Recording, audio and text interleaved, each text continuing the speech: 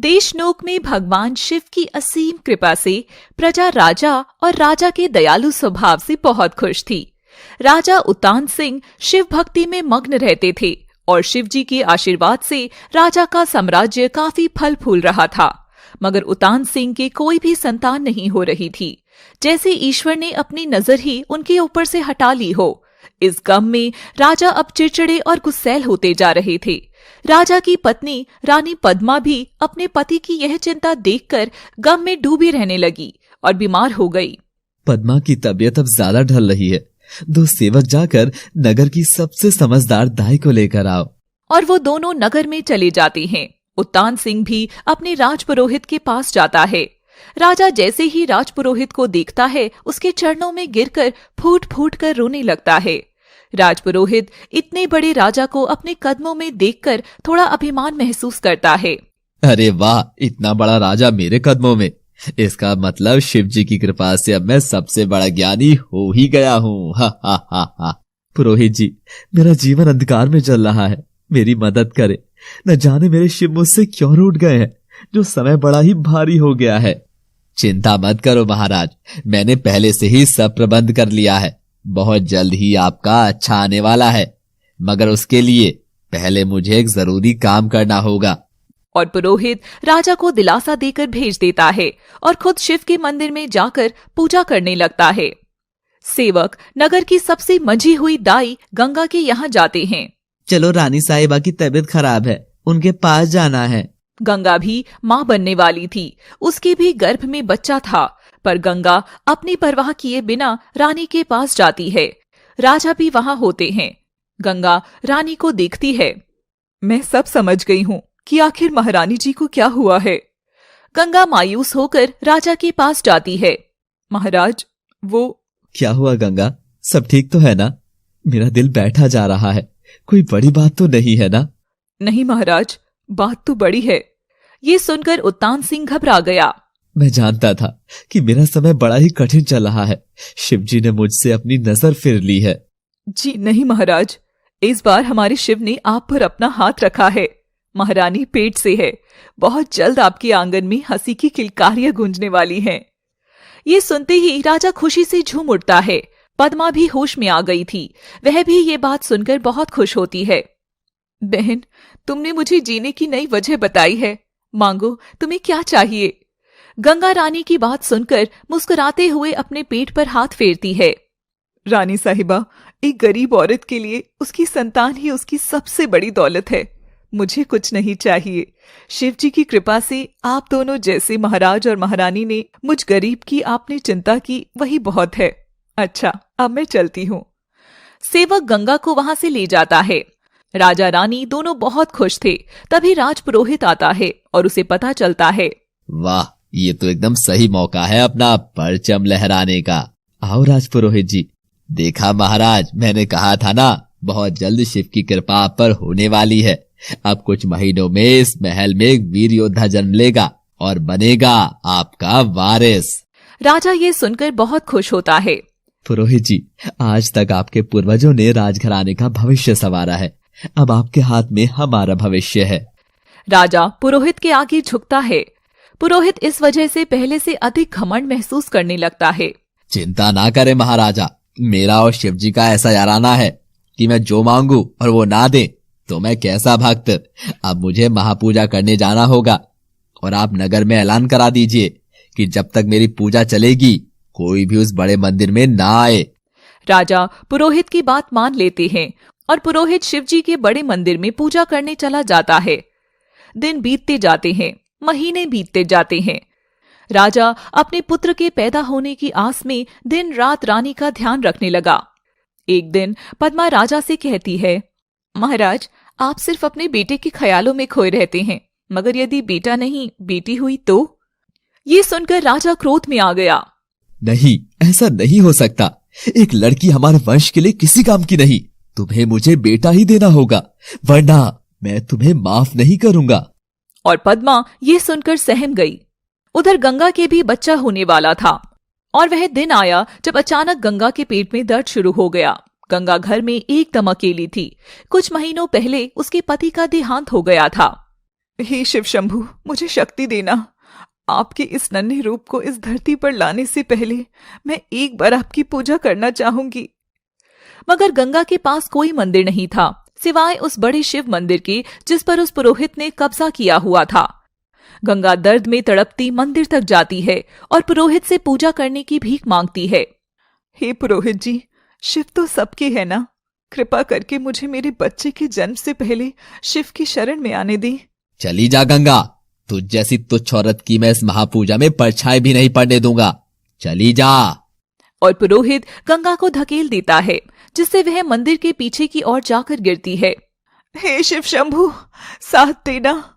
तभी गंगा मंदिर में रखे शिवलिंग वाली दीवार को नीचे से खोदती है, जहां से आधे शिवलिंग पीछे की ओर से बाहर आते हैं और उसे शिवजी के दर्शन हो जाते हैं।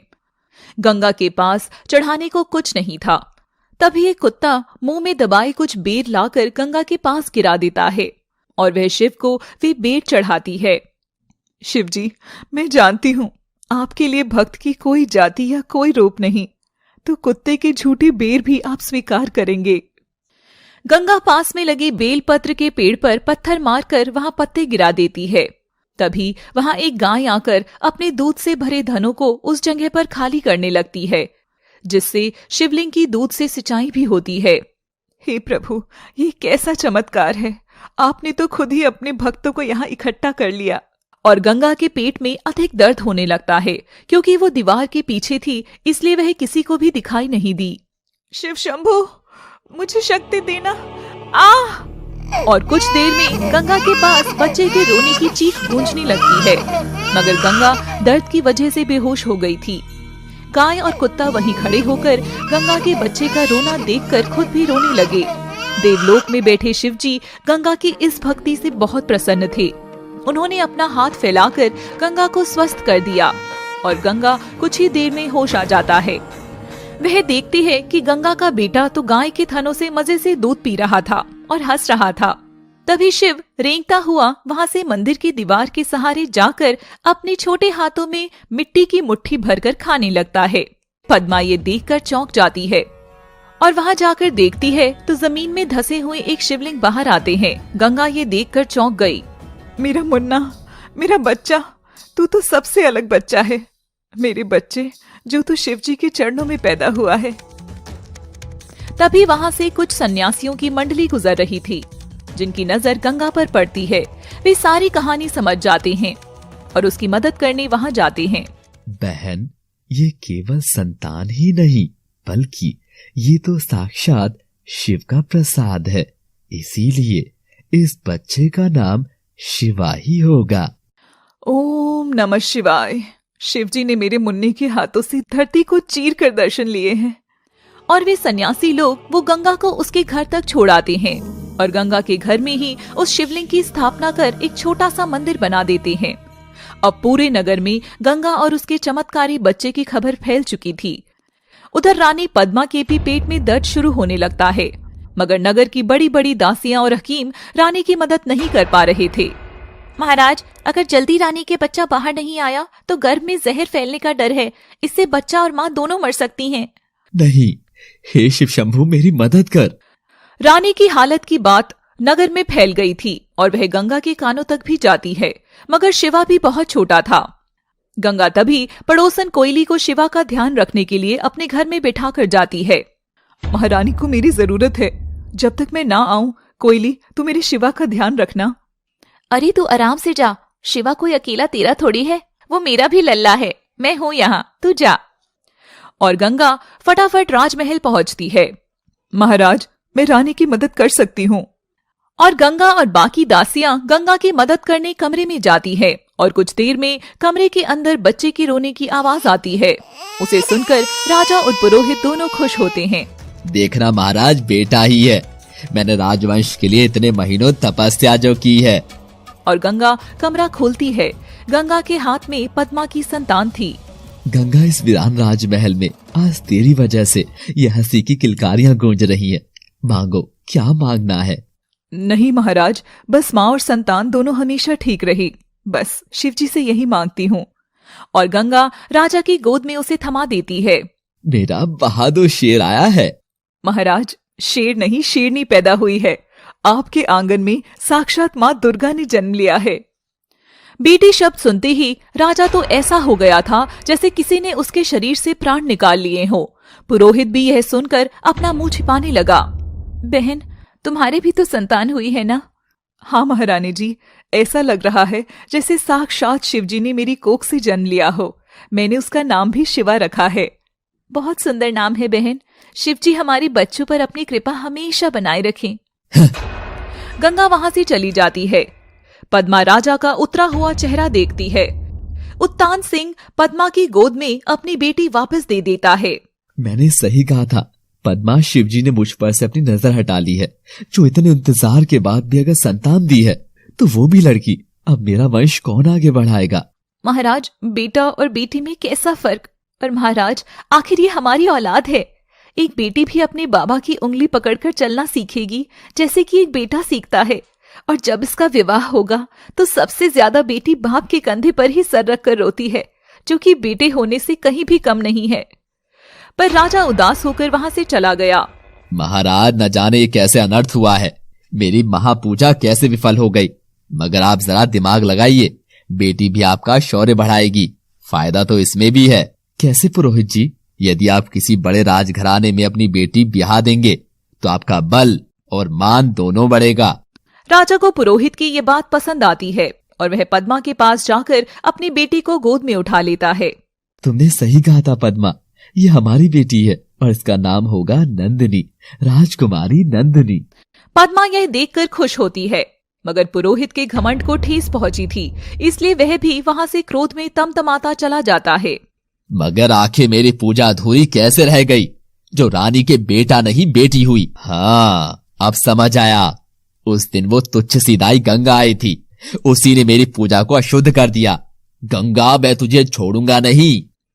गंगा अपने घर लौट रही थी, तभी वह शिवजी के मंदिर में पूजा करने रुक जाती है।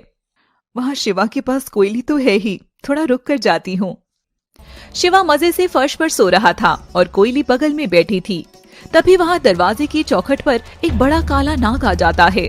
उसे देखकर कोयली के पसीने छूट जाते हैं। काला नाग, भागो यहाँ से। नाग घर के अंदर आने लगता है और कोयली उछलकर बाहर चली जाती है। कोयली की चीख से पूरा मोहल्ला वहां इकट्ठा हो जाता है। अरे अंदर तो शिवा है। कोयली तो उस नई जन्मे बच्चे को जमीन पर ही छोड़ आई। और वहां ढेर सारी भीड़ लग जाती है। गंगा भी आती है और देखती है कि वहां तो भीड़ है। क्या हुआ भाई, यहाँ क्यों खड़े हो? गंगा, तेरा शिवा, वो नाग। ये सुनते ही गंगा की चीख निकल पड़ती है। शिवा नहीं। गंगा देखती है तो सब लोग एक साथ ओम नमः शिवाय का जाप कर उसके मुन्ने शिवा के सामने सिर झुकाकर खड़े थे।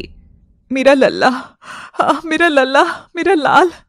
परेशान मत हो गंगा, और शिवजी का नाम लेकर अब सब कुछ उन पर ही छोड़ दे। गंगा तुरंत घर के अंदर भागती है और देखती है कि शिवा फर्श पर लेटा हुआ हंस रहा था और नाग उसके शरीर से लिपट रहा था। शिवा ने नाग के फन को हाथ में थामा हुआ था। गंगा यह देखकर एकदम सुन्न हो गई। अरे गंगा, हम सब तो साक्षात शिवा को देखने आए हैं।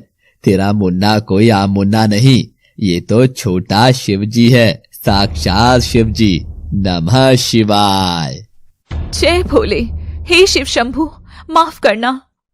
सब लोग शिवा के आगे नमन करते हैं और वो चले जाते हैं। नमो नमो शंकरा, हे शिव शंभु, मैं धन्य हो गई। गंगा अपने बेटे का ये रूप देखकर बहुत खुश होती है। देवलोक में बैठे शिवजी भी ये देख मुस्कुरा रहे थे। तभी पार्वती शिवजी को देखकर खुश होकर बोलती हैं, हे स्वामी, इस बच्चे को देखकर आपके चेहरे पर ये भाव कुछ अलग से हैं। क्या हुआ स्वामी? सही कहा पार्वती तुमने। ये बच्चा मेरा आशीर्वाद लेकर तो पैदा हुआ है, मगर एक बड़े दोष के साथ। दोष? कैसा दोष? कुछ चीजें समय आने पर ही सामने आए तो बेहतर है पार्वती। और वक्त बीतता जाता है। उधर राजकुमारी नंदिनी की परवरिश में राजा ने कोई भी कमी नहीं रखी थी। एकदम शाही अंदाज में अपनी बेटी को लाड से बड़ा किया। मगर दूसरी ओर गंगा का शिवा तो बस अपने घर में बने उस मंदिर में बैठकर दिन रात शिवजी की पूजा में ही मग्न रहता था। लोग शिवा को बहुत सम्मान करने लगे थे। यूं करते हुए 20 बरस बीत गए। ओम नमः शिवाय, ओम नमः शिवाय, ओम नमः शिवाय। बेटा खाना तो खा ले। माँ, अभी मेरे शिवजी के ही खाने का समय नहीं हुआ, और जब तक मेरे शिवजी ही नहीं खाएंगे तो मेरे निवाला कैसे नीचे उतरेगा माँ? मेरा छोटा शिव, चल जल्दी आ, मैं अंदर तेरा इंतजार कर रही हूँ। और गंगा अंदर चली जाती है। तभी शिवा को शिवजी के बड़े मंदिर के पास से लोगों के चिल्लाने की आवाज आती है और गंगा और शिव भी वहां जाते हैं। शिव देखता है कि पास में राजमहल का रथ खड़ा है और मंदिर के फर्श पर राजकुमारी नंदिनी बेहोश पड़ी है। आसपास राजकुमारी की सखियां भी खड़ी थी। क्या हो रहा है भाई यहाँ? भाई, राजकुमारी को सबसे जहरीले सांप ने काट लिया है। अब तो इनका बचना नामुमकिन लग रहा है। और कुछ देर में राजपुरोहित हकीम को लेकर वहां आ जाता है। नंदिनी का पूरा शरीर जहर फैलने की वजह से नीला पड़ चुका था। हकीम राजकुमारी को देखते हैं। राजकुमारी का बचना नामुमकिन लग रहा है। अब तो शिव शंभू ही कोई चमत्कार करें तो। तभी शिवा बोलता है, क्या मैं एक बार राजकुमारी को देख सकता हूँ? हाँ पुरोहित जी, एक बार मेरी बेटी को राजकुमारी को देखने दीजिए। ओ, तो ये तेरा बेटा है? नहीं, एक दाई का बेटा राजकुमारी को कभी हाथ नहीं लगा सकता। गंगा का अपमान देखकर शिवा अपनी माँ को लेकर वापस लौट जाता है और वहाँ से घर चला जाता है। और कुछ देर बाद राजा और रानी भी वहाँ आते हैं और नंदिनी की ऐसी हालत देखते हैं। पद्मा अपनी बेटी को मरता देख वहाँ विलाप करने लगी थी। महाराज, खड़े खड़े क्या देख रहे हैं? मेरी बच्ची को बचा लीजिए। अरे कोई है क्या जो मेरी बच्ची को बचा सके? तभी पास खड़े लोगों की भीड़ में से आवाज आती है, अरे इसे तो केवल अपना शिवा ही ठीक कर सकता है। शिवा? कौन शिवा महाराज? शिवा को बुलाइए, नंदिनी की हालत बहुत गंभीर है। शिवा अब नहीं आएगा। शिव ने मदद करने के लिए कहा था, मगर राज पुरोहित जी ने उसे भला बुरा कहकर उसे नाराज कर दिया। राजा पुरोहित को घूर कर देखता है। सेवकों, राजकुमारी को उठाकर रथ में रखो, हम खुद शिवा के घर जाएंगे। पर महाराज, वो तो दाई का बेटा है। पुरोहित जी बस चुप, एकदम। पुरोहित अपना अपमान कराकर चुप हो जाता है और पद्मा और राजा शिवा के घर पहुंचते हैं। गंगा उन दोनों को अपने गरीब खाने में देखकर चौंक जाती है। महाराज, महारानी, आप? पद्मा रोते हुए गंगा के सामने हाथ जोड़ लेती है। मेरी बेटी को बचा लो बहन, पहले भी उसने तुम्हारे ही हाथ से जन्म लिया था। गंगा राजकुमारी को मंदिर में लेटा देती है और शिवा उसके बगल में बैठकर शिव मंत्र जाप करने लगता है।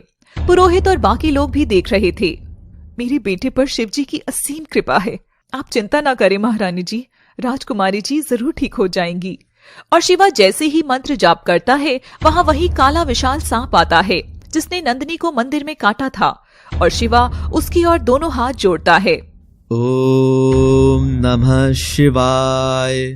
तभी देवलोक में बैठे शिवजी मुस्कुराते हैं और सांप नंदिनी के शरीर से अपना सारा जहर फिर से चूसने लगता है और नंदिनी के शरीर का नीलापन कम होता जाता है।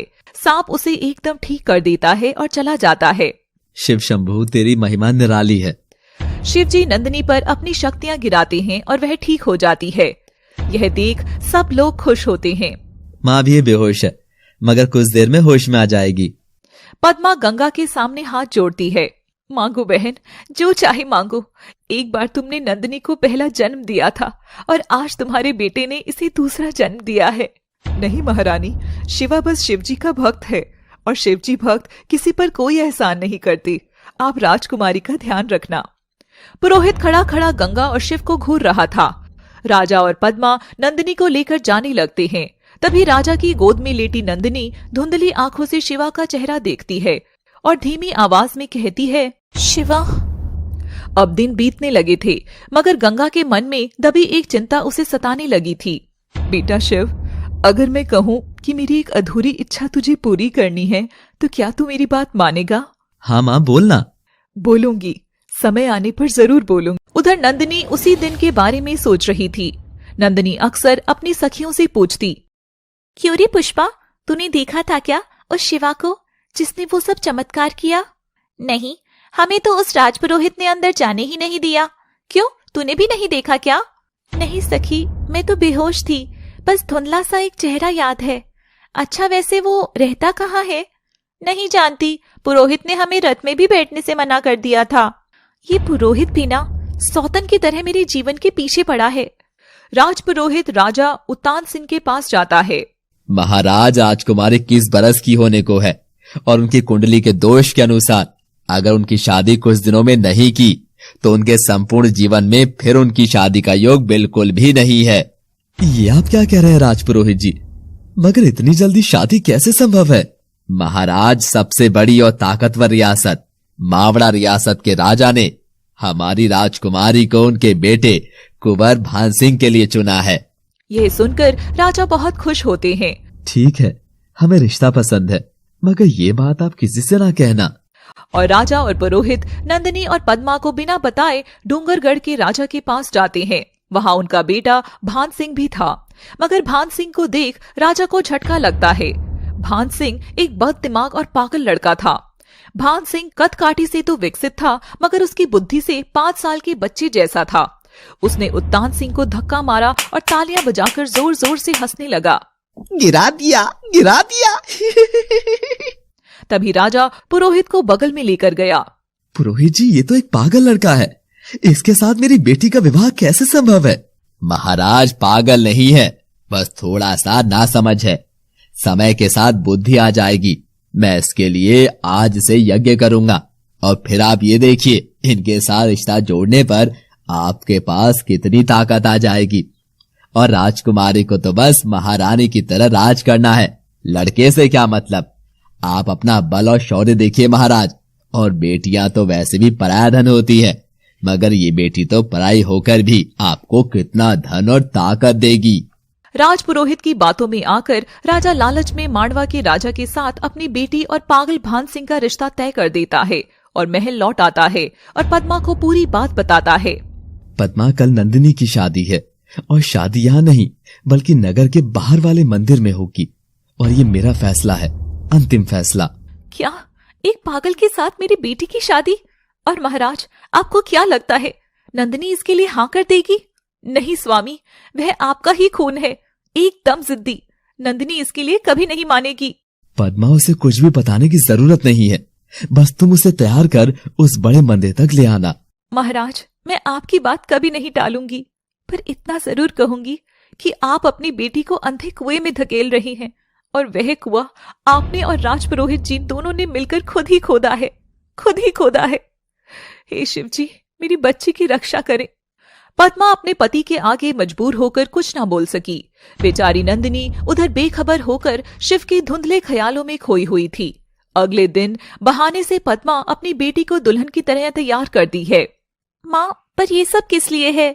मन तो कर रहा है तुझे यहाँ से दूर भेज दूं बेटी, मगर मेरे हाथ बंधे हैं। बेटा, तेरी कुंडली में दोष है, इसलिए बड़े मंदिर में एक पूजा है और फिर शिवलिंग के साथ एक महायज्ञ। और नंदिनी तैयार हो जाती है। पद्मा उसे लेकर मंदिर के लिए निकलती है। उधर राजा और पुरोहित विवाह कैसे कराएंगे इस चिंता में थे। महाराज, ये काम आप मुझ पर छोड़ दीजिए। तभी पुरोहित अपने 2 चेलों को आदेश देता है। सुनो, पूर्व दिशा में जो भी नौजवान लड़का दिखाई दे उसे उठा कर ले आओ। हम नंदिनी के सामने अभी भान सिंह को नहीं लाएंगे। घमंडी पुरोहित ने मांडवा के राजा से पूरी योजना पहले ही तय कर ली थी और राजा फिर से पुरोहित की बातों में आ जाता है। सैनिक दक्षिण दिशा की ओर चली जाते हैं। शिवा बेटा, जा सूरज को पानी चढ़ा दे। ठीक है माँ, लगता है कि आज तो सूरज देव भी बड़ी मुश्किल दर्शन देने वाले हैं। एक हमारे शिव जी हैं जो धरती माँ के अंदर से भी प्रकट हो जाते हैं, और एक सूर्य देव है जो बादलों में छिपकर बैठ जाते हैं, और एक मेरी माँ है जो ना मुझे प्यार करती है और ना ही आपको, बस काम ही करती रहती है पूरे दिन। हे ईश्वर, तेरी भी माया निराली है। ओम नमः शिवाय। नौटंकी कहीं का। अब जा और सुन, ज्यादा दूर मत जाना और जल्दी आना, तेरे लिए खीर बनाई है, वो भी अपनी वाली गाय राम प्यारी के दूध की। ठीक है माँ, मैं बस अभी आया, फिर आकर मेरे शिव जी को भी खीर खिलाऊंगा। और शिवा चलकर थोड़ा दूर चला जाता है। तभी सूरज बादलों से बाहर आते हैं और शिवा जल चढ़ाने लगता है। शिवा जल चढ़ा रहा था कि राजा के सैनिक आकर शिवा के ऊपर चादर गिराकर उसे पकड़ लेते हैं। नहीं, छोड़ो मुझे। ये कैसी कहानी है? ये शिव की कैसी लीला है? जब शिव और नंदिनी का मिलन कराना ही था तो ये कैसा छल रचा जा रहा है? ऐसे ही सवाल आप सबके मन में जरूर आए होंगे। शिव की महिमा को जानने के लिए देखते रहिए आगे के भाग केवल एनम स्टोरीज पर। कौन है आप सब? अरे मुझे क्यों पकड़ रहे हैं? इसका मुंह बंद करके ले चलो। पुरोहित जी ने जैसा लड़का बतलाया था ये वैसा ही है। राजकुमारी को यहाँ लाएं। नंदिनी बेखबर सी हवन कुंड के पास बैठ जाती है। छोड़ो मुझे, क्या कर रहे हो? तभी कुछ सैनिक शिवा की गर्दन पर भाला रख देते हैं। अगर हमारी बात न मानी तो हम तेरी माँ को खत्म कर देंगे। और शिवा चुप हो जाता है। अब दूल्हे को लेकर आए। ये सुनते ही नंदिनी चौंक जाती है। माँ, दूल्हे को क्यों? आखिर आप लोग कर क्या रही हैं? माँ, कुछ बोलो ना। बेचारी पद्मा कुछ भी नहीं बोल सकती थी। हर कोई पुरोहित की चाल से बेखबर था। राजा तो पहले से ही पुरोहित के विश्वास में अंधा था। बाबा, मगर क्यों? मेरी बच्ची, मैं जो भी कर रहा हूँ तेरे भले के लिए कर रहा हूँ। तभी नंदिनी क्रोध में उठकर वहां से भागने लगती है और जैसे ही मंदिर के पीछे खड़े शिवा को दूल्हा बना देखती है, उसे अपने ख्यालों वाला धुंधला चेहरा याद आता है। हाँ, यही है वो शिवा, मेरा शिवा। इसका मतलब मेरा विवाह शिवा के साथ किया जा रहा है। ये जान नंदिनी बहुत खुश होती है। आखिर बाबा ने मेरे मन की बात आखिर जानी कैसे? और वो खुशी से वापस जाकर पूजा में बैठ जाती है और शिवा को भी चेहरे पर सेहरा बांधकर राजकुमारी के बगल में बिठाया जाता है। महाराज, मैं ये नहीं देख सकती हूँ।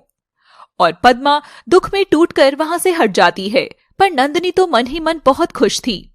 हे शिव जी, ये क्या अनर्थ हो रहा है? ये तो राजकुमारी नंदिनी है। क्या इन्हें पता भी है कि इनका विवाह किसके साथ किया जा रहा है? मेरे हाथ से कैसा अनर्थ करा रहे हैं आप प्रभु? हे शिव शंभु, हम दोनों की जोड़ी ऐसे ही बनाए रखना। शिव नंदिनी की मांग भरता है और उसके गले में पवित्र धागा बांधता है। नंदिनी टेढ़ी नजरों से सहरे में शिवा का चेहरा देखकर इतरा रही थी। देवलोक में बैठे शिव पार्वती ये देख बहुत खुश हो रहे थे। ऊपर से बाकी देवगण भी खुशी से फूलों की वर्षा कर रहे थे। स्वामी, लगता है अब सारी बाधाएं खत्म हो जाएंगी। आखिर इस जोड़ी का आज मिलन हो ही गया। नहीं पार्वती, असली परीक्षा की घड़ी तो अभी शुरू हुई है। शिवा और नंदिनी का जीवन इसके आगे बहुत कठिन होने वाला है। और शिव और पार्वती दोनों शिवा और नंदिनी की जोड़ी को आशीर्वाद देते हैं। ओम नमः शिवाय। कितना तेज है मेरे शिवा के चेहरे पर, जैसे साक्षात मेरे शिव जी ही हो। शादी संपन्न हुई। पद्मा और राजा दोनों खड़े थे। नंदिनी और शिव उनसे आशीर्वाद लेते हैं। नंदिनी का चेहरा बहुत खुश था, मगर पद्मा तो सच जानती थी। जुग जुग जियो बच्चों, सदा सुहागन रहे मेरी बच्ची। पद्मा की आंखों में दबे हुए आंसू थे, मगर नंदिनी यह सुनकर शिवा की ओर देखती है और खुश होती है। शिवा, तुम नहीं जानती, मगर सच यही है कि मन ही मन में तुम्हें अपनी आत्मा सौंप चुकी थी। और राजा रानी मिलकर नंदिनी को डोली में बिठाकर विदा कर देते हैं। अब बारी शिवा की थी। राजपुरोहित राजा और रानी पद्मा के साथ बाकी लोगों को राजमहल रवाना कर शिवा के पास जाता है। शिवा अपना सेहरा हटाता है तो पुरोहित उसे देख चौंक जाता है। तू तो उस दाई गंगा का बेटा है ना? हाँ पुरोहित जी, आपने क्या कर दिया? मेरा और राजकुमारी का विवाह करा दिया बिना हमारी जानकारी के।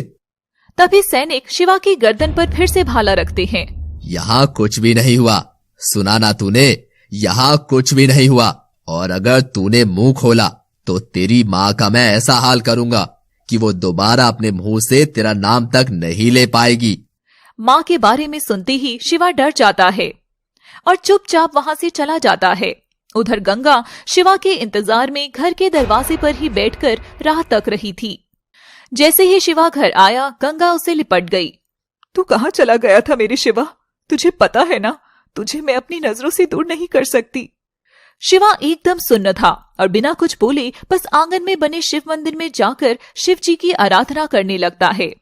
शिव जी पूरा घटनाक्रम देखकर मंद मंद मुस्कुरा रहे थे।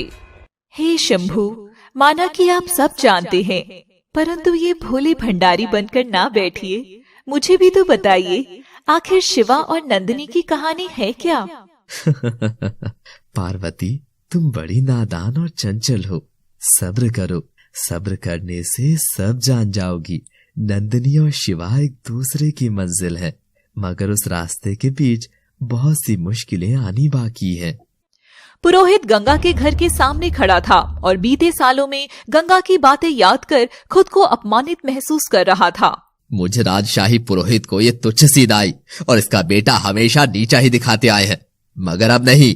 और अगर किसी को भी पता चला कि राजकुमारी की शादी शिवा से हुई है तो सारी चाल खराब हो जाएगी। और घमंडी पुरोहित ने सैनिकों से शिवा के घर में आग के गोले फिकवाने का आदेश दिया। गंगा घर के अंदर ही थी, मगर शिव आंगन में बैठकर शिव आराधना कर रहा था। जैसे ही आग के गोले अंदर फेंके गए, वो कुछ ही पलों में उड़कर बाहर खड़े सैनिकों और पुरोहित की ओर वापस आ गए। मगर जैसे गोले अंदर जा रहे थे वैसे ही बाहर आ रहे थे। मगर बाकी लोगों की रक्षा करने के लिए वहां शिवा की दिव्य शक्ति के बल पर एक सुरक्षा घेरा बन गया, जिससे आग के गोले केवल पुरोहित की ओर ही आने लगे और बाहर खड़े सभी सैनिकों को आग लग गई। साथ ही पुरोहित भी धोती में आग लग गई। वह जलती धोती लेकर दूर भाग गया और पानी की बावड़ी में कूदकर अपनी जान बचाई। यहाँ जैसी करनी वैसी भरने की कहावत का फल पुरोहित ने चख ही लिया। मगर दुष्ट इंसान को तब तक चैन नहीं मिलता जब तक कि ईश्वर स्वयं उससे चमत्कार न दिखा दे। इसी तरह कहानी में पुरोहित का पाप का घड़ा अभी भरना बाकी था। लगता है ये लड़का जरूर मायावी है, मुझे बड़ी चाल चलनी होगी। ओम नमः शिवाय। शिव मुस्कुराता हुआ अपनी आंखें खोलता है और गंगा के पास जाकर उसकी गोद में लेट जाता है। बेटा, तेरा 21वां जन्मदिन आने वाला है। ना जाने क्यों आज मेरा मन बहुत घबरा रहा है। लगता है अब समय आ गया है कि मैं तुझे वह राज की बात बताऊं। माँ बताना, क्या बात है? शिवा, मैंने मन्नत मांगी हुई है कि तेरे 21वें जन्मदिन से पहले मैं 12 शिव ज्योतिर्लिंग के जाकर दर्शन कर तेरी लंबी उम्र की मनोकामना मांगूंगी, और यदि मैं ऐसा ना करूं तो मेरे प्राण चले जाएं। ये सुनते ही शिवा का मन विचलित हो जाता है। माँ ऐसी बात मत करो, मैं आज ही यात्रा पर निकल जाऊंगा। अपनी लंबी उम्र का तो नहीं पता, मगर तेरी लंबी उम्र के लिए मैं हर एक शिव ज्योतिर्लिंग के दर्शन करूंगा। और गंगा शिवा का सामान बांधकर उसे विदा करती है। मुझे कुछ समय के लिए नंदिनी की बात मन में ही दबानी होगी, अन्यथा समय पर यह यात्रा पूरी नहीं होगी। और शिवा उसी रात को कलश पात्र लटकाए हुए यात्रा पर निकल जाता है। उधर नंदिनी के मन में शिवा से आमने सामने मिलने के लड्डू फूट रहे थे। नंदिनी अपने ससुराल यानी मांडवा रियासत जाने से पहले बीच में कहीं रुकी थी। तभी वह अपने कक्ष में शिवा के आने का इंतजार करने लगी। कैसा होगा शिवा? व्यवहार में तेज हुआ तो नहीं, शक्ल से तो काफी सीधा और मधुर लगता है। गंगा माँ भी तो कितनी अच्छी है और उसने मेरी जान भी तो बचाई है। तभी नंदिनी के कक्ष का दरवाजा खुलता है और दूल्हा अंदर आता है, जिसे देखकर नंदिनी की सांसें अटक जाती हैं। तुम कौन हो? सामने शिवा नहीं, पागल भान सिंह खड़ा था। तभी मांडवा का राजा वहाँ आता है। आप कौन हैं? और ये कौन है? शिवा कहाँ है? हम तुम्हारे ससुर हैं और ये तुम्हारे पति हैं, राजकुमार भान सिंह। नहीं, मैं इसे नहीं जानती हूँ। मेरी शादी शिवा से हुई है, इस पागल से नहीं। ये सुनते ही उस धूर्त राजा ने नंदिनी के जोरदार चाटा मार दिया और उसे भान सिंह के साथ कमरे में बंद कर बाहर चला गया। खोलो मुझे मेरी शिवा के पास जाना है, खोल दो। भान सिंह पागलों की तरह नंदिनी को देखकर हंस रहा था। दुल्हन, सुंदर दुल्हन। और जैसे ही वह उसकी ओर आने लगा, नंदिनी उसे धक्का दे दिया और उसका सर दीवार से जाकर लगा और वह बेहोश हो गया। शिवा, कहाँ हो तुम? हे शिव शंभु, ये कैसी लीला है आपकी प्रभु? ब्याह किसी से और भाग्य में ये पागल लिख दिया। ये कैसा छल है प्रभु? नहीं, मुझे अपने सवालों के जवाब ढूंढने होंगे। अगली सुबह सेवक को भेज राजा अपने बेटे और नंदिनी को बाहर बुलवाता है। तभी सेवक कक्ष में आकर भान सिंह को बेहोश देखता है और दौड़ता हुआ राजा के पास जाता है। महाराज, अनर्थ हो गया। बहुरानी अपने कक्ष में नहीं है, लगता है वो भाग गई। भान सिंह यह सुनकर हंसता है। बाबा, बहुरानी तो भाग गई। चुप कर पागल लड़के, नहीं, ये नहीं हो सकता। इतने प्रयत्नों के बाद मैं अपने बेटे का विवाह इतनी सुंदर लड़की से करा पाया। अगर नंदिनी यहाँ वापस नहीं आई तो मैं उस राजपुरोहित को नहीं छोड़ूंगा।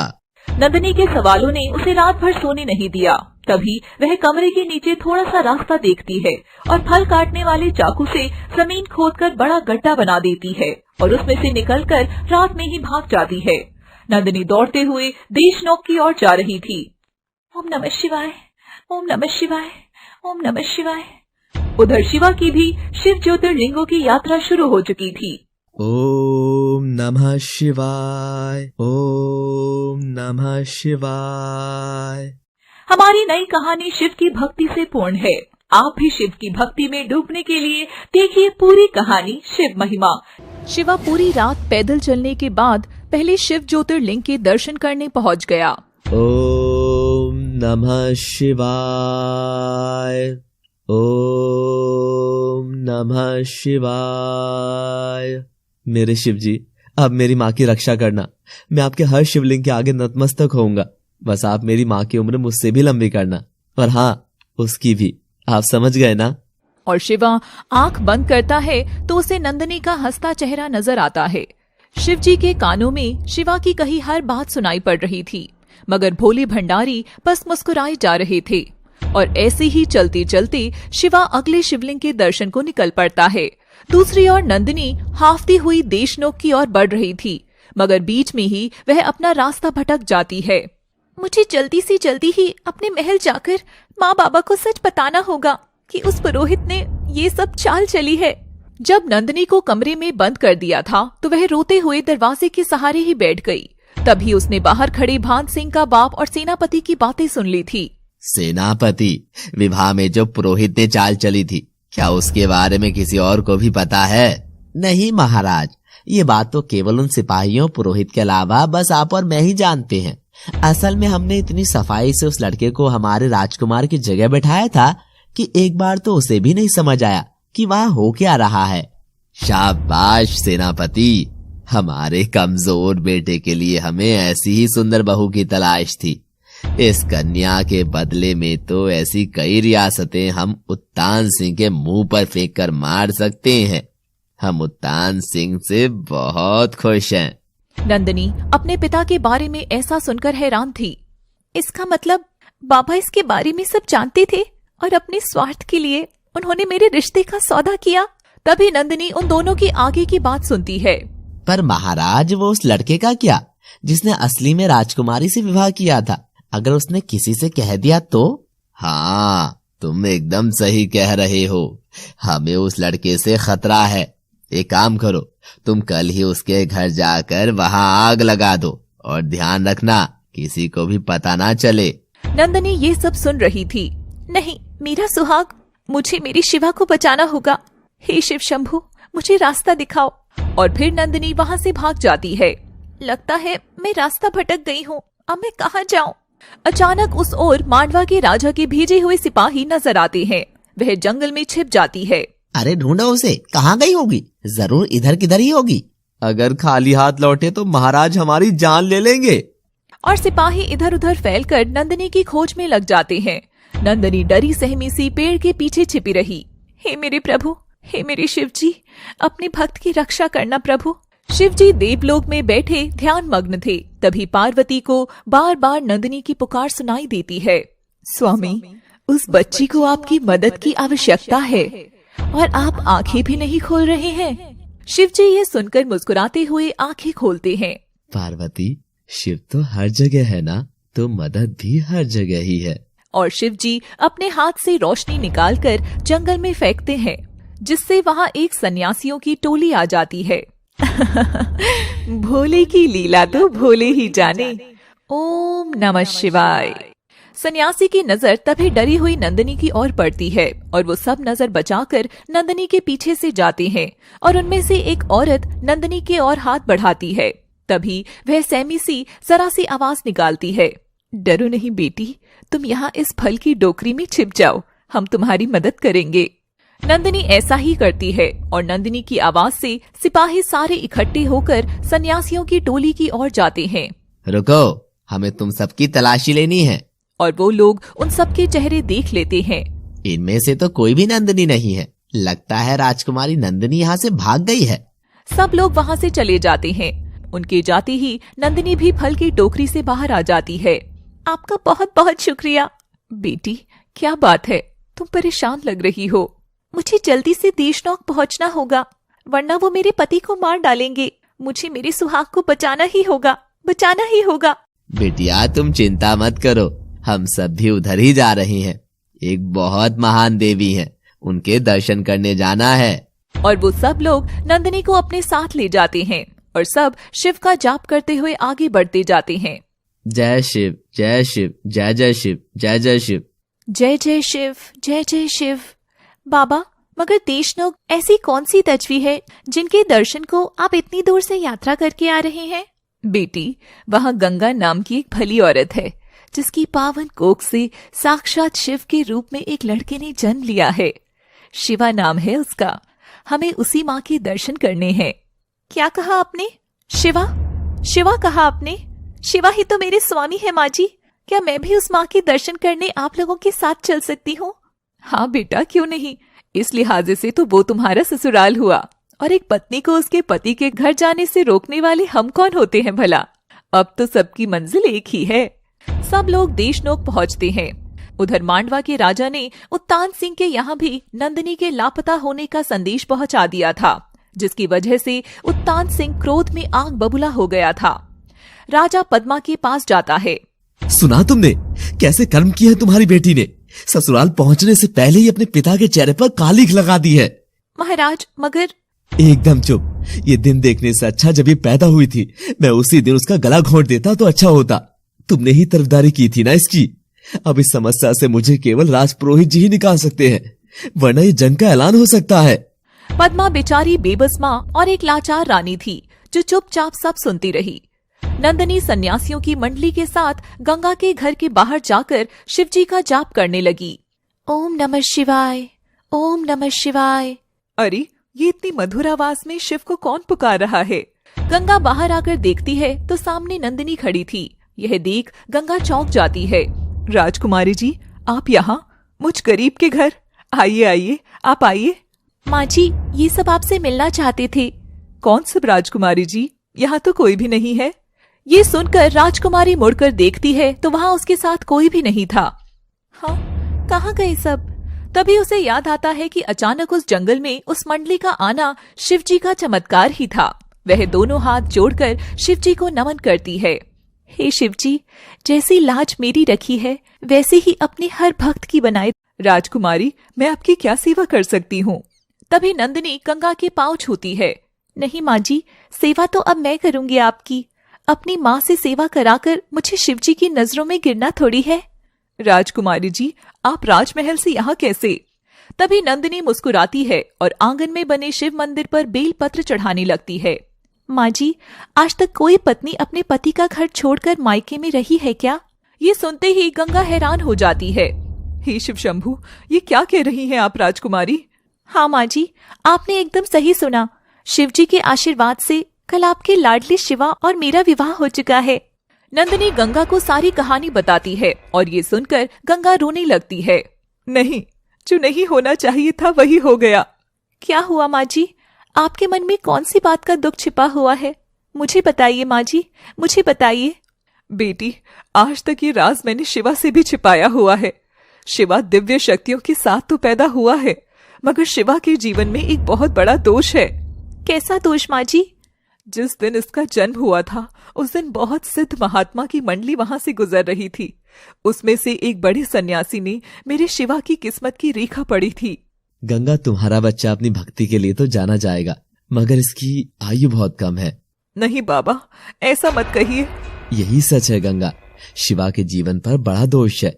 इसके 21वें जन्मदिन से पहले ये किसी के साथ पावन बंधन में बंधेगा, और जैसे ही ऐसा होगा इसका मृत्यु काल निकट आ जाएगा। यदि ऐसा है तो मैं मेरी शिवा की कभी भी शादी नहीं कराऊंगी। नियति को आखिर कौन ही टाल पाया है गंगा। ओम नमः शिवाय।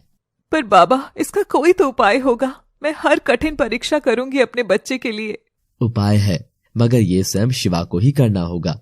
शिवा को अपने जन्मदिन से पहले 12 शिव ज्योतिर्लिंगों की यात्रा पूरी कर शिव जी का आशीर्वाद लेना होगा। यदि वो उस होने से पहले ही कर लेता है तो उसके जीवन के सारे दोष मिट जाएंगे और वो लंबी आयु को प्राप्त होगा।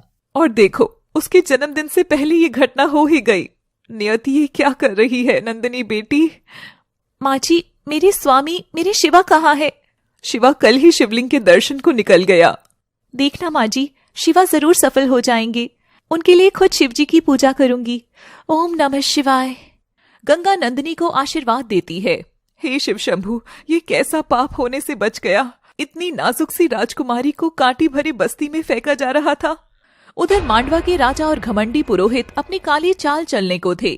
मांडवा के राजा को पता चला कि शिवा यात्रा पर गया है और वह अपने आदमी उस पर हमला करने भिजवा देता है। मगर राज पुरोहित इस सब से बेखबर था कि शिवा घर पर नहीं है और वह अपने लोगों को लेकर फिर से शिवा के घर पर हमला करने जाता है। सुनो, मैं दरवाजे पर जाकर गंगा का ध्यान भटकाऊंगा और तब तक तुम दूसरी ओर से कूदकर पूरे घर में अंदर बाहर हर जगह आग लगा देना। और सब ऐसा ही करते हैं। पुरोहित दरवाजा खटखटाता है। माँ जी, आप आराम करिए, मैं देखती हूँ बाहर कौन है। नंदिनी दरवाजा खोलती है और देखती है कि सामने पुरोहित खड़ा है। वह समझती है कि उसके पिता ने पुरोहित को उसे लेने भेजा है। पुरोहित नंदिनी को गंगा के घर में देखकर चौंक गया था। राजकुमारी जी, आप यहाँ? नंदिनी तुरंत दरवाजा बंद कर लेती है। अगर ये घर जला तो राजकुमारी भी जल जाएगी। पुरोहित अपने लोगों को रोकता, मगर उससे पहले ही वे आग लगा देते हैं और भाग जाते हैं और गंगा आग लगने के कारण चिल्लाने लगती है। ऊपर बैठी पार्वती जी और शिव जी अपने भक्तों का ये विलाप देखती हैं। तभी वहाँ नंदी आते हैं। पार्वती जी शिव जी की ओर इशारा करती हैं और शिव जी नंदी की ओर अपनी शक्ति भेजते हैं, जिसकी मदद से नंदी जी स्वयं शिवा का रूप लेकर धरती पर आ जाते हैं और गंगा के घर के अंदर प्रकट होते हैं। गंगा और नंदिनी घर के अंदर आग के बीच खड़े होकर विलाप कर रहे थे। नंदी मुस्कुराए और अपनी शक्ति से तुरंत आग बुझा दी और शिवा के रूप में दरवाजा खोलकर पुरोहित की ओर देखकर मुस्कुराते हैं। ओम नमः शिवाय पुरोहित जी। पुरोहित यह देखकर फिर से हक्का बक्का था। वह क्रोध में लाल पीला होकर राजमहल लौट गया। गंगा शिवा को देखकर चौंक गई। बेटा, तू अपनी यात्रा को बीच में छोड़कर यहाँ क्यों आया है? नंदिनी तो बस अपने स्वामी को देखकर शर्मा रही थी। नंदिनी जैसे ही शिवा के पास जाती है तो शिवा रूपी नंदी थोड़ा सहम जाते हैं और दूर हो जाते हैं। हे देवी, अभी मेरी यात्रा पूरी होने तक किसी कन्या की परछाई मुझ पर ना पड़े तो अच्छा है, इसीलिए मैं बड़े मंदिर में रुकूंगा। गंगा अपने बेटे को सलामत देखकर खुश थी और नंदी जी वहाँ से चले जाते हैं। पुरोहित अगली सुबह राजमहल जाता है और राजा से नंदिनी के भाग जाने की खबर मिलती है। मगर महाराज, राजकुमारी तो नगर की दाई गंगा के यहाँ है। शिवा और गंगा ने राजकुमारी को छिपा रखा है। राजा ये सुनकर क्रोध में वहाँ से निकल गया। मुझसे बैर करके तूने अच्छा नहीं किया बच्चे। उधर असली शिवा कटीले पथरीले रास्तों से होकर गुजर रहा था। कभी संकरे रास्तों से तो कभी पहाड़ों से यात्रा कर रहा था। तभी रास्ते में उसे एक घायल आदमी पड़ा मिलता है और वह उसकी मदद करने रुकता है। अरे भाई, तुम यहाँ कैसे गिरे? रुको, मैं भी तुम्हें उठाता हूँ। गंगा के घर के दरवाजे पर खटखट होती है और नंदिनी जैसे ही दरवाजा खोलती है, सामने उसके पिता खड़े होते हैं। वो नंदिनी को देखते ही उसको बालों से पकड़कर खींचते हुए वहाँ से ले जाने लगते हैं। बाबा, मेरी बात तो सुनिए। बाबा, नहीं, शिवा, शिवा, इन्हें रोको ना, कहाँ हो तुम? और शिवा जैसे ही उसे उठाने लगता है, वो आदमी और उसके साथी मिलकर शिवा को पहाड़ी से धकेल देते हैं। शिवा! ओम नमः शिवाय। नंदिनी को उत्तान सिंह पकड़कर राजमहल में ले जाता है और उसके कक्ष में कैद कर देता है। पुरोहित जी, अभी मावड़ा के राजा को संदेशा भिजवा दीजिए कि उनकी बहू नंदिनी को विदा करके ले जाएं। जैसी आज्ञा महाराज। और पुरोहित संदेशा भिजवा देता है। बदले में उसको भी एक संदेशा मिलता है। वह पढ़ता है, नंदिनी की शादी जिस लड़के से हुई थी उसे पहाड़ी से गिराकर मार डाला है। अब ये राज हमेशा के लिए राज ही रहेगा। पुरोहित ये जानकर बड़ा ही खुश होता है। अब मेरी आंखों में चुभने वाला कांटा हट चुका है। अब मुझसे महान कोई भी नहीं होगा, कोई भी नहीं। हा हा हा हा हा हा। उधर पद्मा नंदिनी के कक्ष में जाती है। बेटा, तैयार हो जा, तेरे बाबा ने तेरे ससुर और दामाद जी को तुझे लेने के लिए बुलाया है। ये सुनकर नंदिनी में जो साहस मर चुका था वह फिर से जागता है। मुझे लेने आ रहे हैं या खरीदने आ रहे हैं माँ? नंदिनी, ये क्या व्यर्थ बात कह रही है तू? हाँ माँ, हाँ, चलिए मेरे साथ। और वह अपनी माँ का हाथ पकड़कर अपने पिता के पास ले जाती है। गंगा नंदिनी को जाता देख शिवा को बुलाने गई, मगर नंदी बने शिवा तो अपने काम कर पहले ही देवलोक जा चुके थे। लगता है चला गया। ओम नमः शिवाय। हे शंभु, मेरी बेटी की रक्षा करना। पूछिए आप बाबा से ही कि कैसा वर ढूंढा था इन्होंने। पूछिए पूछिए। पद्मा भी चुप हो जाती है। माँ, इसका मतलब आप भी सब जानती थी? सब नहीं बेटी, मुझे तो तुम्हारे पिताजी ने जो आदेश दिया वो हमेशा मानना पड़ा है। उन्होंने कभी औरत के मन को पढ़ना चाहा ही नहीं, तो औलाद का मन कैसे जानते। उत्तान सिंह के कानों में ये शब्द शूल की तरह चुभ रहे थे। पद्मा चुप हो जाओ बस। क्यों बाबा, हर बार माँ ही क्यों चुप हो? आखिर माँ की क्या गलती है जो उनकी कोख से राजकुमार ने नहीं एक राजकुमारी ने जन्म लिया? हूँ तो आखिर मैं आपकी ही संतान, मगर उसका भी आपने सौदा कर दिया। नंदिनी, अगर एक और बार अपनी जुबान खोली तो मैं भूल जाऊंगा कि तू मेरी बेटी है। आपने याद ही कहाँ रखा बाबा? एक पागल से मेरा विवाह तय करके इन्होंने सोचा कि ये सर्वशक्तिमान बन जाएंगे, और इस कुविचार को अंजाम देने के लिए इन्होंने जो काम किया उसके लिए मैं इनको कभी माफ नहीं करूंगी बाबा। राजपुरोहित भी वहां आ जाता है। बोल बेटी, डर मत, तेरी माँ तेरे साथ है। अपने पिता के इस झूठे अभिमान से तुझे डरने की जरूरत नहीं है। विवाह के पावन बंधन के समय जो लड़का मेरे साथ था वो वह पागल नहीं बल्कि कोई और था। इन्होंने धोखे से मुझे दूसरा दूल्हा दिखाकर शादी उसके साथ की और फिर उस पागल के साथ विदा कर दिया। राजा इस बात से अनजान था कि पुरोहित ने आखिर इतनी घिनौनी चाल चली थी। क्या? अरे कैसे पिता है आप? अपनी बेटी का ऐसा सौदा? मैं ठोकर मारती हूँ ऐसी रियासतों को महाराज। राजा भी यह सुनकर सहम जाता है और उसके कदम लड़खड़ा जाते हैं। ये तुम क्या कर रही हो बेटी? पर माँ, मेरे शिवजी ने हर कदम पर मेरा साथ दिया है। मंडप में भी जो चाल इन्होंने चली वह कामयाब तो हुई, मगर मेरा विवाह मेरी ही पसंद के लड़के से हुआ जिससे मैं मन ही मन प्रेम करती थी। सब आंखें बड़ी करके ये सुन रहे थे। कौन था वो बेटी? माँ, गंगा खाकी का बेटा शिवा, जिसने मुझे नया जन्म दिया। पद्मा ये सुनकर बहुत खुश होती है। लगता है शिव की कृपा हो रही है। पुरोहित जी, नंदिनी ये क्या कह रही है? क्या आपने दूल्हे को शिवा से बदला था? पुरोहित कांपती आवाज में हाँ करता है। ऐसा दुस्साहस! आप जानते हैं कि इसकी सजा क्या हो सकती है। विवाह कोई खेल नहीं है जो राजकुमार की जगह आपने एक मामूली लड़के को बैठा दिया। महाराज, पर अब सब ठीक है। मुझे अभी संदेश मिला है कि वो लड़का शिवा पहाड़ी से गिरकर मर चुका है। ये सुनते ही नंदिनी का विलाप शुरू हो जाता है। दुष्ट, ये सब तेरा ही किया हुआ है।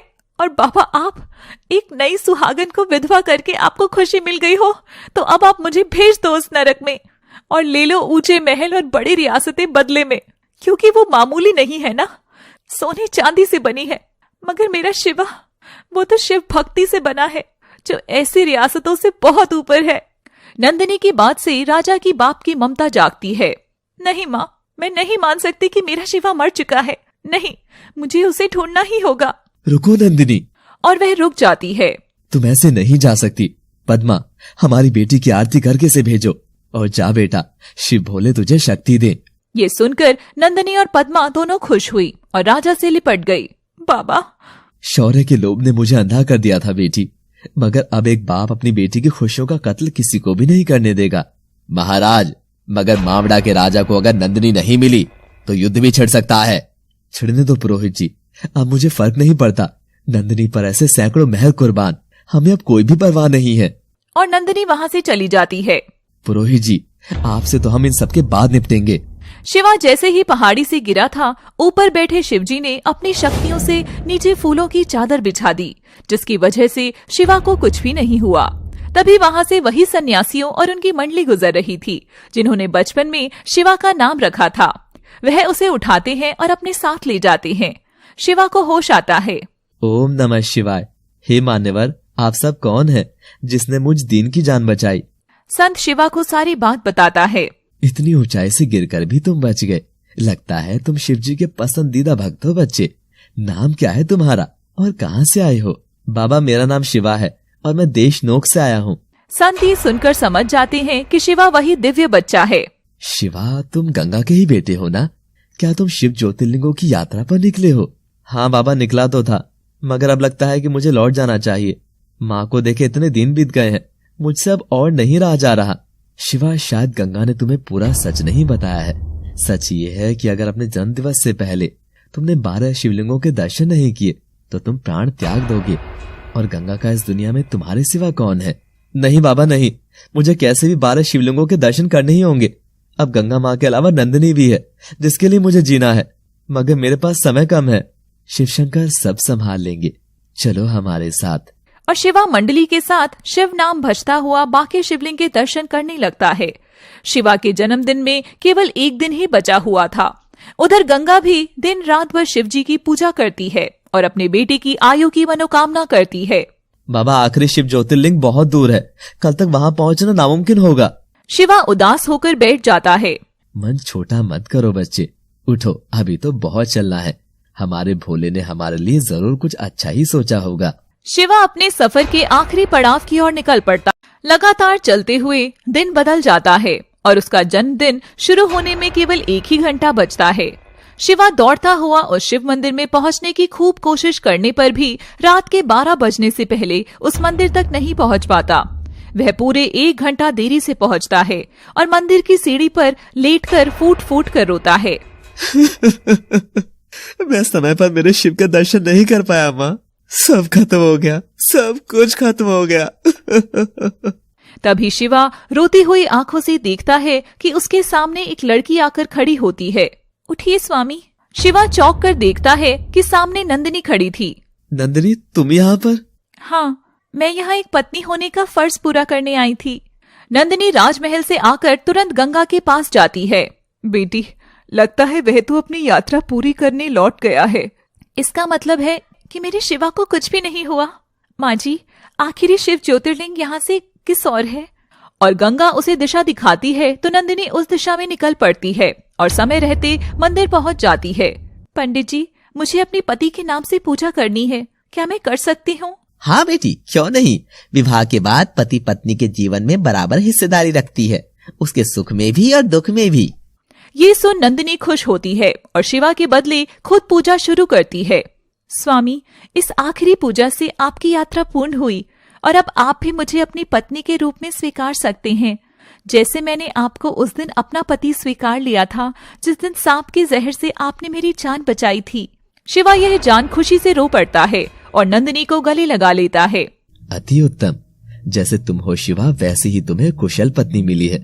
सदा सुहागन रहो बेटी। ओम नमः शिवाय। जय भोले। देवलोक से शिवजी शिवा को अपना आशीर्वाद देते हैं और शिवा का जीवन दोष मुक्त हो जाता है। उधर राजा ने मांडवा के राजा से समझौता कर अपनी एक रियासत उनके नाम कर दी और उनसे छुटकारा पा लिया। पद्मा अपने पति का ये ममतामयी रूप देखकर बहुत खुश होती है। शिवा नंदिनी के साथ गंगा के पास जाता है और सारी कहानी सुनाता है। माँ, अब सब ठीक होगा ना? गंगा कुछ कहती कि तभी दरवाजे पर राजा के सिपाही आते हैं। आप सबको महाराज ने राजमहल बुलाया है। सब सहमे से राजमहल पहुंचते हैं। राजा नंदिनी को गले से लगाता है और शिवा को भी अपना लेता है। पद्मा भी गंगा से गले लगती है। बहन देखो, नियति, कौन जानता था कि जिस बच्चे को तुमने अपने हाथों से जन्म दिया वही तुम्हारे घर की बहू बन गई। सब मेरे शिव शंभू की कृपा है। अब बारी राज पुरोहित जी की। राजा का दरबार लगता है और सब वहाँ आते हैं। पुरोहित को भी बुलाया जाता है। पुरोहित जी, बताइए आपकी गुस्ताखी के लिए आपको क्या दंड दिया जाए? महाराज, गुस्ताखी? कौन सी गुस्ताखी? मैंने आज तक जो भी किया है इस राजघराने की भलाई के लिए किया है। भलाई? आज तक कौन सी भलाई की है आपने? आप जो भी कहते आए हैं वो सिर्फ हमें भ्रमित करने के लिए होता था। महाराज, आप एक सबसे बड़े शिव भक्त का अपमान कर रहे हैं। अगर मुझे क्रोध आया तो मैं पूरे राजघराने को श्राप दे सकता हूँ। तभी बीच में शिवा बोल पड़ता है। माफ कीजिए महाराज, मगर मैं पुरोहित जी से कुछ कहना चाहता हूँ। पुरोहित जी, आप शिव के भक्त भले ही होंगे, मगर क्या शिव ने आपको अपना भक्त स्वीकार किया है? मूर्ख लड़के, तू ये क्या बोल रहा है? वही जो आप सुन रहे हैं पुरोहित जी। शिव के भक्त होने का इतना घमंड क्यों है आपको? भक्ति तो आपको कोमल और मधुर बनाती है, अभिमानी नहीं। यदि ऐसा है तो तू तेरी भक्ति साबित करके दिखा। आप दोनों ही अपनी अपनी भक्ति दिखाइए। महाराज, मुझे भक्ति साबित करने में कोई रुचि नहीं है, क्योंकि शिव मेरे लिए कोई चुनौती नहीं है, मगर यदि आप यही चाहते हैं तो मैं तैयार हूँ। बाबा, आपकी आज्ञा हो तो चुनौती क्या मैं चुन सकती हूँ? और नंदिनी दोनों के लिए चुनौती का चुनाव करती है। आप दोनों को जलते अंगारों पर चलना होगा और फिर आप दोनों में से जो भी शिव को प्यारा है, शिव उनकी रक्षा अवश्य करेंगे। नंदिनी बेटा, ये क्या कर रही है? शिवा जल जाएगा। नहीं रानी साहिबा, मुझे मेरे शिवा पर विश्वास है। और दरबार में अंगारे लाए जाते हैं। पहली बारी शिवा की होती है। शिवा एक बार भी सोचे बिना ही अंगारों पर चलना शुरू करने के लिए पांव आगे निकालता है। वह दोनों हाथ जोड़कर आंखें बंद कर शिव जी की आराधना शुरू करता है। ओम नमः शिवाय, ओम नमः शिवाय। देवलोक में बैठे शिव पार्वती जी ये देखते हैं। स्वामी, क्या आप देख रहे हैं? शिव जी मुस्कुराते हुए शिवा के ऊपर शक्ति डालते हैं और नीचे शिवा जैसे जैसे कदम आगे बढ़ा रहा था वैसे वैसे वे अंगारे फूलों में बदलते जा रहे थे। दरबार में बैठे सब लोग ये देख हाथ जोड़ लेते हैं और शिवा चुनौती में पुरोहित की बारी आने से पहले ही सफल हो जाता है। मगर बारी तो पुरोहित की भी आती है। फिर से जलते अंगारे मंगाए जाते हैं और पुरोहित जलते अंगारे देखकर भय से कांप जाता है। वह जैसे ही पहला पांव रखता है जलते कोयले से उसका पांव जल जाता है और वो उछलकर दूर जाकर गिरता है। नहीं, मैं इस पर नहीं चल सकता, मुझे बहुत दर्द होगा। क्यों पुरोहित, निकल गया आपका सारा घमंड? शिवा पुरोहित को उठाता है और उसके पांव में मलहम लगाता है। ये देख पुरोहित हैरान था। पुरोहित जी, निसंदेह आप शिव के सच्चे भक्त हैं, मगर भक्ति घमंड की वजह कभी नहीं बन सकती। आप बस शिव को मन से याद कीजिए, अपने ज्ञान से नहीं। ये सुनकर सब लोग तालियां बजाने लगते हैं। पुरोहित बहुत शर्मिंदा होता है। शिव की महिमा भी सबसे निराली। एक भक्त अनाड़ी तो एक भक्त महाज्ञानी। जय भोले। ओम नमः शिवाय। कैसी लगी आपको हमारी भक्ति से भरी ये कहानी? अगर ऐसी ही अलग अलग किस्म की कहानियां आप और देखना चाहती हैं, तो अभी हमारे चैनल से जुड़िए और इसे अधिक से अधिक प्यार दें। और देखना ना भूलें हमारे चैनल एनएम स्टोरीज का हर नया वीडियो। Thanks for watching.